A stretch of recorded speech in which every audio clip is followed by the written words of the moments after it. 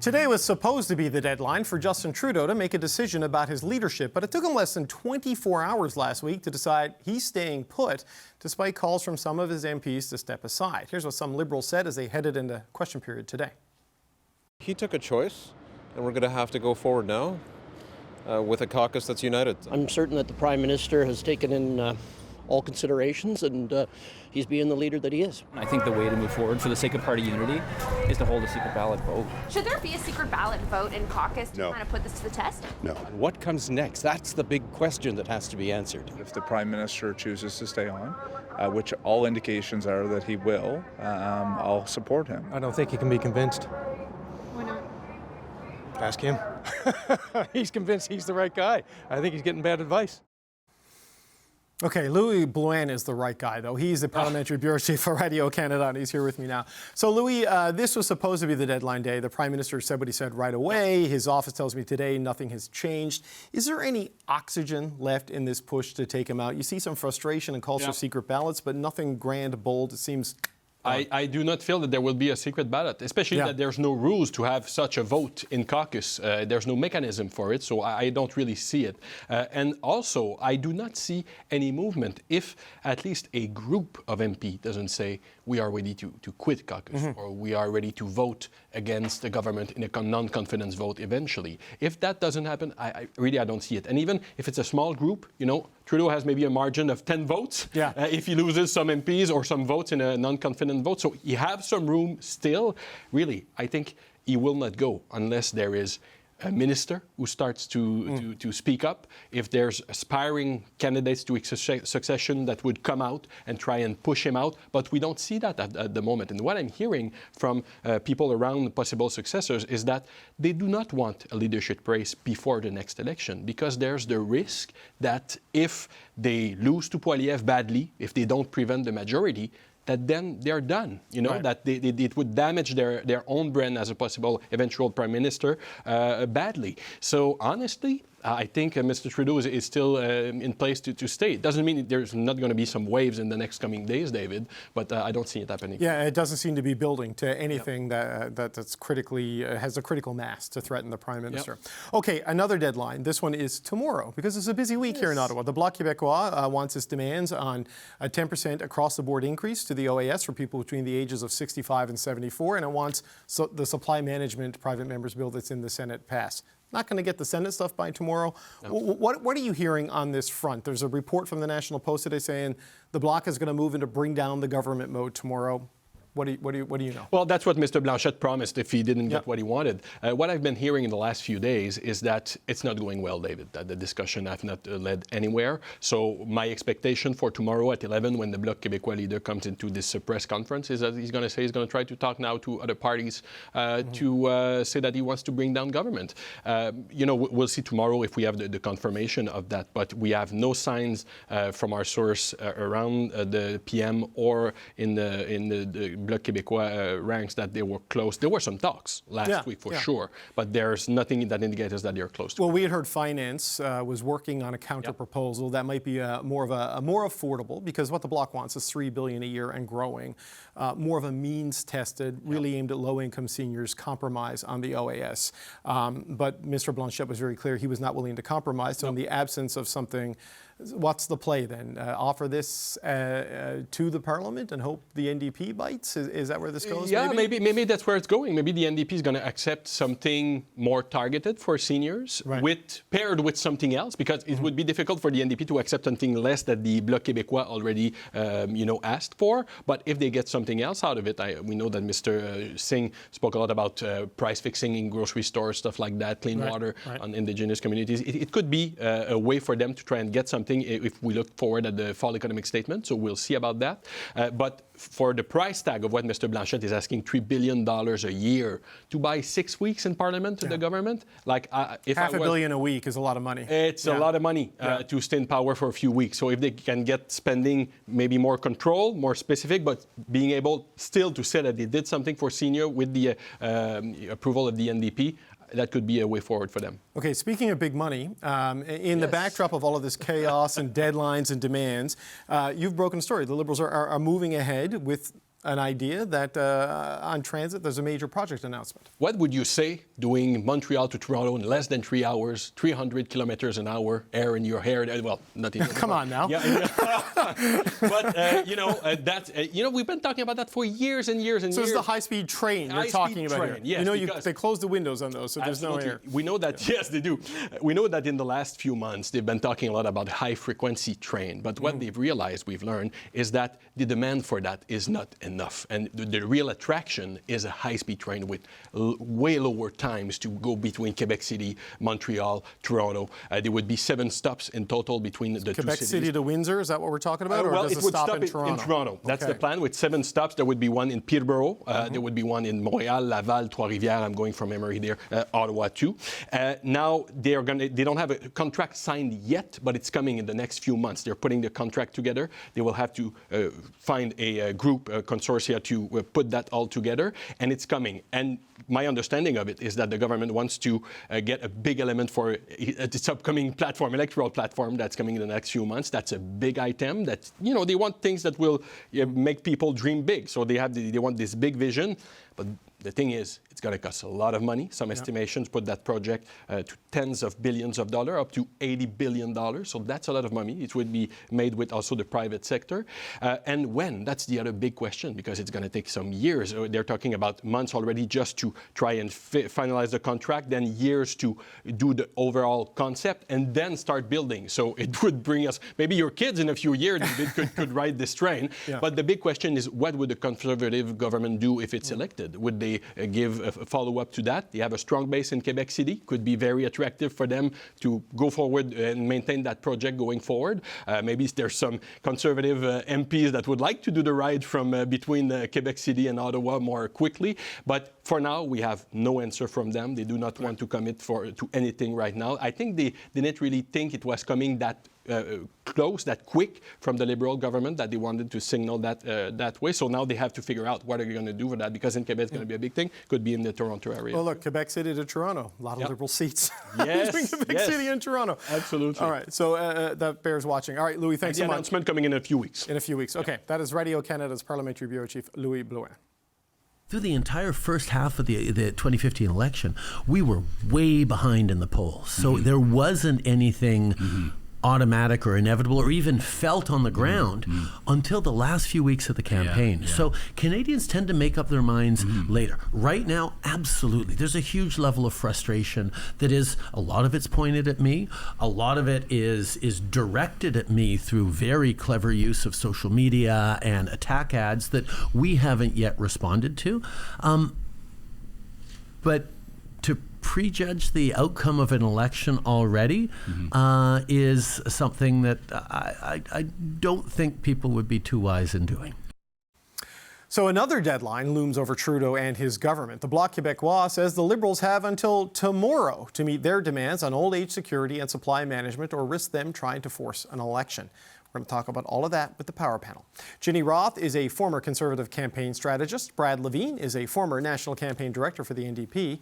And here with me in the studio, Vandana Cotter is a former advisor to Prime Minister Justin Trudeau. And Rob Rousseau is the former CBC Parliamentary Bureau Chief, now the Canada correspondent for The Economist. Happy Monday. It's like one of these days with like 9 provincial elections happening. We're in the stretch run for the U.S. election, so there's a lot going on. Vandana, let's start with you. It seems as if whatever the group in the caucus was trying to do, they've done it. It didn't work. Seems like it's over, unless there's a big dramatic turn. Does the Prime Minister just now turn his attention to the Bloc Québécois and then figuring out how to make things work if the Bloc aren't happy at 11 o'clock tomorrow? Yeah, essentially, I think the caucus, for the most part, you'll see a splintering off of that group of 24. You've seen Sean Casey say things like, I think the matter's closed now. And people just want to focus back on Canadians and on the task at hand and defeating Pierre Poilievre. So I think, yes, I think he's going to focus on things like, how do we make government work? Is Bloc going to be the dance partner? The NDP is arguably a more, closer dance partner generally, and they have more things aligned. But I think they'll still have conversations and see where they can go. But I think given the cost, they won't give in completely, but try to see if there's something they can counter offer to at least show the Bloc that they want to help on pensions. The word that we're all getting is that it's not really going well, and that the Bloc has said we're not accepting anything less than what we wanted, which is $3 billion a year to give the 10% boost to everybody. The government says that's bad policy, goes too far. So do you think they just come up with something else, throw it out there, and see if anyone in the House of Commons bites, or how do they do it? I think they put forward what they believe. I mean, this government has been supportive on seniors, raising OAS, GIS, reducing the age for retirement. So they've always been forward for seniors. But I think they can't get behind that cost, right? So I think what they'll do, they put it to Canadians. This is what we put forward, and let people decide. But also, this is typical of a minority government. You'll have to find a dance partner on a number of issues, and I think there's still the NDP to do that too. Ginny, where do you think these things go? I mean, do you think there's any world in which the government meets the Bloc's? I mean, they can't get the supply management done by tomorrow because it's in the Senate, but they've said, yes, we're on board. But do you think there's any world where they meet the OAS demand? No. The Liberals don't even have control of the House right now. I mean, they can't move forward on their parliamentary agenda, and I don't think that they can meet the Bloc's demand. But unfortunately for Canadians, I think we're stuck in this purgatory for a lot longer. Not because of the Bloc, but because I think the NDP will support the Liberals for a long ways forward. And I don't think it will have much to do with any specific demand. I think it has to do with the fact that the NDP are still behind the Liberals in the polls, even with the Liberals being as low as they are. And so I think we're locked in. We're locked into this for the foreseeable future. The only ones who want an election are the ones who can't call it. Brad and Ginny segued very nicely into your thoughts. I mean, where do you think this goes tomorrow? It feels like, I know you've ripped up that agreement over at NDP HQ, but could we be getting into a more of an ad hoc sort of support relationship if the Bloc says no tomorrow? Well, I think so, and that's I think what the leader has said, and that's what the caucus has said. That is from once the confidence and supply agreement was no longer, that it would be vote by vote. And so as we approach the fall economic statement, which is kind of the next, I think, window of opportunity for the government to lay out some of its game plan, and of course the budget in the spring.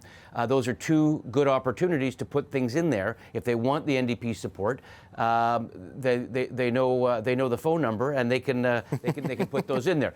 As for the deadline tomorrow, I mean, I'm not predicting that the Liberals will give everything to the Bloc, and the Bloc have been so emphatic.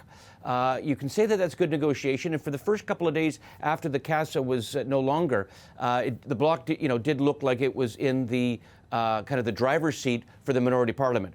But tomorrow, if the deadline does pass and the Liberals do not give them everything they want, and they were very clear that it has to be everything that we're asking for, or you don't get our support, I think what's going to happen after the deadline? They're going to be, rather weak and no leverage because they're going to basically they're going to be passing up their opportunity to influence what could be a robust fall economic statement in a number of weeks. Yeah, well, Mr. Blanchet has a press conference call for 11 o'clock tomorrow Eastern Time here in Ottawa, which I'm sure he'll give us a blunt answer, Rob, probably with some colorful metaphors, because that is the way he does business. But it's interesting when you look at where we are after the events of last week, a demand to step down, rejected, a demand to boost OAS, possibly rejected. For a government that is in a pretty tough spot, they're taking some tough stands against people who want them to flinch and bend. Yes, but that doesn't mean that the Prime Minister and the Liberals still don't have buckshot in their wings. They do. This is not a good situation or a good position to be in. That being said, we're in the same position we were in October 2021. This is a government that has 153 seats. That's a pretty robust minority. It can make deals one-offs. Despite the vigorous aggressive shredding of the CASA agreement, and the great strain that Mr. Singh told us that he was making when he tore it up, I wouldn't be surprised at all if they found much common ground to keep them going for the next few months. It's a 4-page agreement. It's not a phone book, right? So I just want to point that out. He can rip that pretty quickly. Listen, I got these muscular earlobes from looking at those kinds of things. Look, I think Ginny's right. A lot of Conservatives are expecting to be here for another year. And they may be right about that. This could go on for some time. I was also struck by the comments of the Prime Minister, who seems to be getting more aggressive as he faces this rebellion with people proffering plastic pitchforks. And he's reminding them, in effect, that they were nobodies in 2015 and that he made them somebodies. And if they're going to get a pension in a year or so from now, it's because he made them somebodies. So he seems to be getting feisty with his own people, suggesting he's not going anywhere. But, you know, Vandana, the idea that people didn't make up their mind in 2015 until the final couple of weeks of the campaign, he's the Harper in this narrative, right? Like, he's the incumbent three-term prime minister. So, I get that it's good to have some nostalgia, but does that analysis really track? Like, he's not Harper in terms of style and stuff, Sure. but in terms of longevity. I think what he's saying is campaigns matter.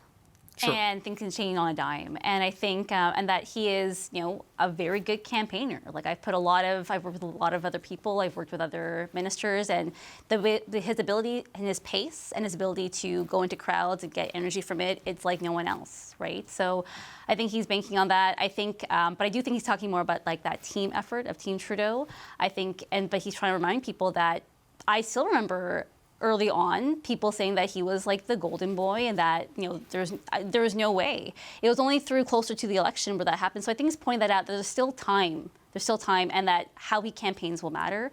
So I think that's what he's really pointing out.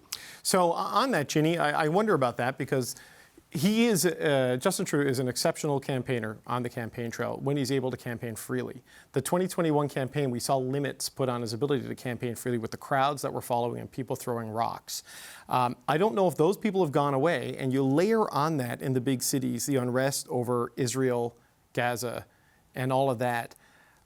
I see a real challenge for the Liberal, any candidate to get a clean day in the big cities of Canada during an election campaign. Well, I think I'll struggle to get a clean day, but I don't think that'll be why. I think it'll be because people can't afford the basic necessities, and they've decided like they are dug in on change, and they want change. I mean public events. Public events and campaign stops. You'll get targeted for protests, right? Sure, he'll be protested. Like I think all political leaders are being protested, and yeah, there are hot geopolitical events that are driving a lot of protest, and I think all the political party leaders will face that and have to contend with it. But don't forget, you know, Trudeau, I think part of what explains Trudeau's behavior is in Canada, prime ministers don't stick around forever. This isn't Russia. And someone's got to lead the Liberals into the next election. And I think he's telling himself that even if he can't win, if he can keep the Liberals to, you know, 40 seats instead of 5 seats or 50 seats instead of 10 seats, that's a win for the party. They have more to build from. They're not in a Kim Campbell-esque progressive conservative situation of decades past. And so I think if you think about the various outcomes, not just as win or lose, but the fate of the Liberal Party and how it stands as an institution after the next election, it starts to make a lot more sense why he might want to stick around.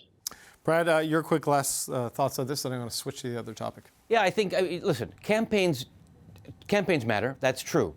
But you have to understand that when he was describing that story from 2015, he was the third place challenger from a government that had been in and had a record. Now he's the incumbent with a record, and people, you project what you don't like about him based on what he's done over the last number of years. He didn't have that burden in 2015 when he was the upstart. So campaigns matter, but it also fundamentally changes when you're the incumbent. And this, as we're seeing in many of the provinces, that incumbency is not a blessing in this era. No, that is very true. And it's 3 terms. There's some tough times, too, when you put in the pandemic and all of those things. Okay.